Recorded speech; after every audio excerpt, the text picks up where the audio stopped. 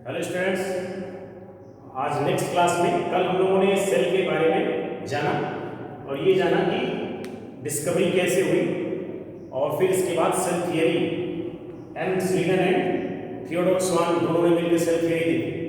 फिर इसके बाद हम लोगों ने लेबल के बारे में पढ़ा था, लेबल ऑफ ऑर्गेनिज्म, क्या क्या डिफरेंट लेबल है।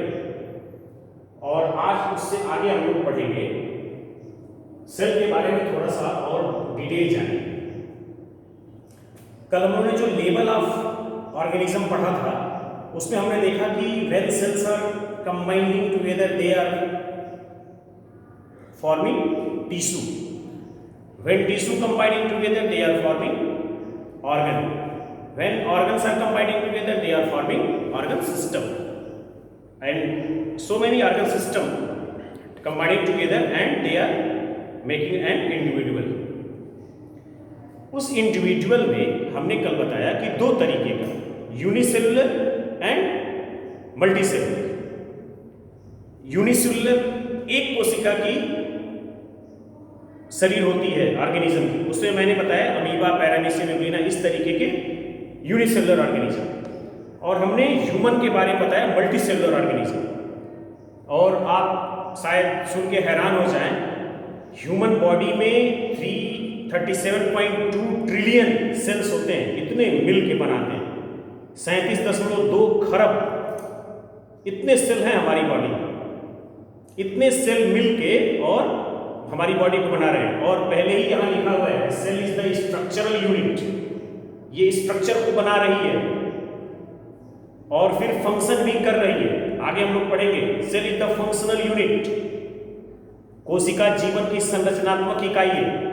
और कल हम लोग थोड़ी सी चर्चा किए थे कि सेल थियरी में स्लीडन और स्वान ने कहा कि ये जैसे ब्रिक्स एक के ऊपर एक रखे होते हैं और दीवारें बनती हैं, कई दीवारें मिलकर एक कमरा और कई कमरे मिलकर एक मकान का निर्माण करते हैं, ठीक इसी तरह जो भी लिविंग ऑर्गेनिज्म है वो किसका बना होता है? सेल का बना होता है।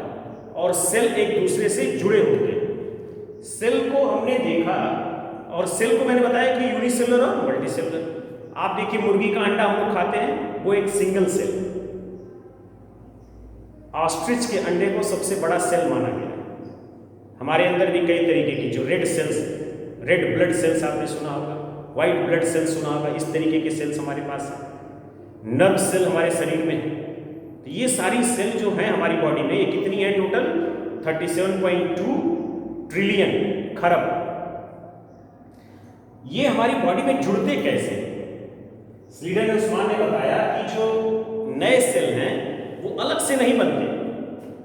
वो कहां से बनते हैं? उन्हीं पुरानी जो सेल्स हैं उनके डिवीजन से। ओल्ड सेल रिस्पॉन्सिबल है नए सेल को बनाने के लिए, उनके अंदर डिवीजन होता है। बड़ी कक्षाओं में आप जाएंगे, माइटोसिस, मेयोसिस, दो तरीके का डिवीजन है, इसको हम लोग पढ़ेंगे और जानेंगे बड़ी कक्षाओं में। यहाँ पे बस हम इतना जान लें कि सेल डिवीजन से नए सेल का निर्माण होता है। तो फिर ये सेल जुड़ते कैसे हैं? ब्रिक्स को जोड़ने के लिए हम लोगों ने चर्चा किया कि सीमेंट, जो मोर्टार हम कहते हैं, सीमेंट और बालू के मिश्रण को मोर्टार कहते हैं।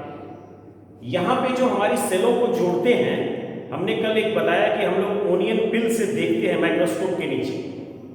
ये सेल इतने छोटे होते हैं कि नेकेड आई से नहीं दिखते, इनको हमें लेंस के माध्यम से देखना पड़ता है, माइक्रोस्कोप से देखना पड़ता है। और कंपाउंड माइक्रोस्कोप इसके लिए सबसे उपयुक्त है, जिसमें हम लोग देख लिया। उससे भी ऊपर इलेक्ट्रॉनिक माइक्रोस्कोप। यहां हमने सेल का थोड़ा सा वो बनाया। ओनियन पिल में ऐसा स्ट्रक्चर दिखता है, ब्लॉक ब्लॉक वाइज, और आप देखेंगे तो ऐसा लगेगा कि यहाँ एक ब्रिक के ऊपर दूसरा ब्रिक रखा हुआ है। इन सेलों के बीच में जो इंटरसेलुलर एक फोर्स होता है, इनके बीच में एक फ्लूइड जैसा, विस्कस जैसा मटेरियल होता है, जिसे हम लोग मिडिल लेमेला कहते हैं। क्या कहते हैं? Middle lamella. और ये मिडिल लेमेला जो बनी होती है, पैक्टिन की बनी होती है, कैल्शियम होता है, मैग्नीशियम होता है, और भी पॉलीमर्स होते हैं। और ये इनको एक दूसरे से जोड़ने का काम करते हैं और फिर ये जुड़ जुड़ के निर्माण करती हैं ऊतकों का।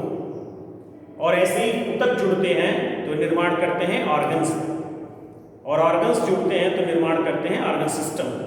और सिस्टम मैंने कल चर्चा किया कि हमारी बॉडी में कई सिस्टम हैं जो हमारे उसके लिए फंक्शन के लिए रिस्पॉन्सिबल है। इसमें आगे हम लोग अब पढ़ेंगे डिफरेंट टाइप ऑफ सेल्स। हमने बताया दो उस पे हम लोग बांटते हैं उसको सेल। एक न्यूक्लियस, आपने सुना होगा यूकैरियोटिक और प्रोकैरियोटिक, और दूसरा animal cell and plant cell. तो हम लोग इसको आगे वाली क्लास में पढ़ेंगे। Thank you.